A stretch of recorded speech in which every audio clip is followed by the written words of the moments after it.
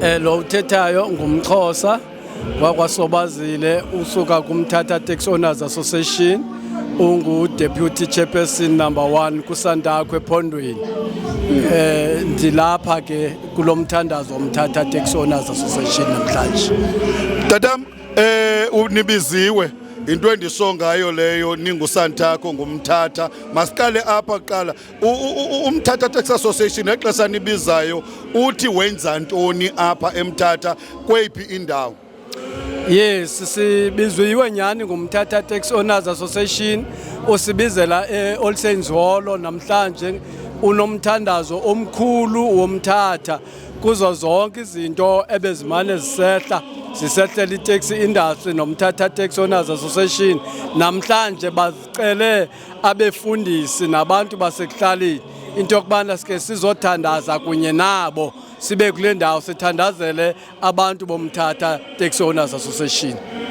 Tata, maniphume kancinci emthandazweni njengoba umele uSantakho eprovinsini, usinika themba lithini singababukeli pha emakhaya nabakhweli, ngoba yile season yokuba iitaxi zenu zithi bhazalala ezindleleni, asisathembi ncam xa sesifika kwindaba yeeteksi. Kodwa wena ungasinika liphi igquzu, ngoba siyabona ezi-TV nakumakhasi onxibelelwano into ezenzeke koNgcobo, ezenzeke koDutywa, singabala nezinye idolophu kodwa manibalezi sezikufitshane kuthi. Ungasinika themba lithini elokuba abakhweli benu bazofika bephephile emakhaya? Nithi masiyeke le nto iqhubekayo okanye seniyilungisile, senihleli kuyo zalala zonke izinto kwapheviseke uba makuhanjwe kakuhle apha kuDisemba?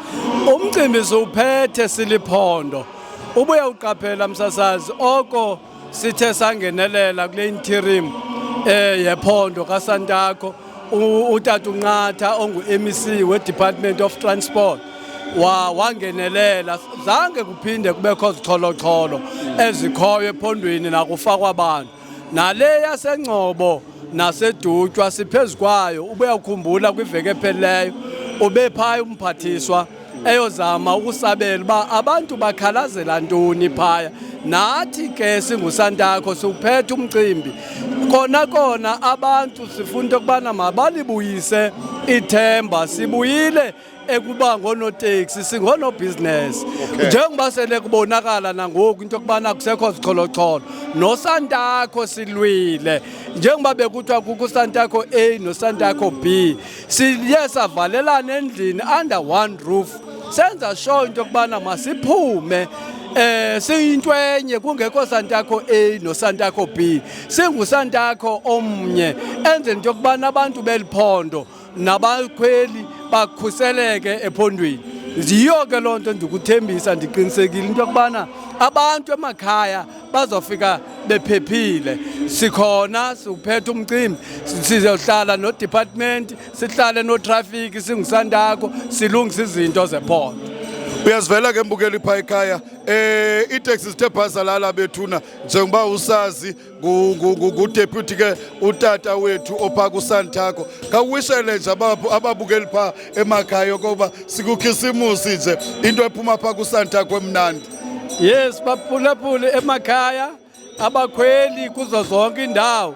Bese sitshilo sathi khulekani, imoto zikhweleni zonke nize ephondweni, ngoba siyazi uba zonke izinto ezenzekayo ngoDisemba, ikakhulu umsasazi ayizongiqeda amazethu nezingozi ziba khona apha ephondweni. Kulo nyaka kupheleyo singumThatha Taxi Owners Association asinayo nenye imoto ebulele umuntu. SinguSantakho ke ngoku ephondweni sifuna uqinisekisa into yokubana abantu bazofika bephephile. Nani emakhaya sikumnandi apha, umuntu ongezanga uphosiwe. Njengoba senibonile sinaye utata uFaleni ulapha noba usikhuphele, sibalapha bazosithandazela. Bathi unoteksi akananda kuzimela, siyayazi loo nto, kodwa elona themba lethu ngumthandazo. Yizani abakwaziyo ukuza bakufutshane nomthatha baze bazoze eAll Saints. I-All Saints isenhlakwe ilapha opposite iPRD, ihholo elikhulu elilapha. Bangeza, siyabulela kakhulu baphulaphula emakhaya, nizikhwela imoto zethu, nibe nomonde, no-driver sithethile nabo. Inkosi. Masibulele kakhulu ke njengoba bendishilo, ndathi binguye ke utata wethu ophuma pha koSantakho.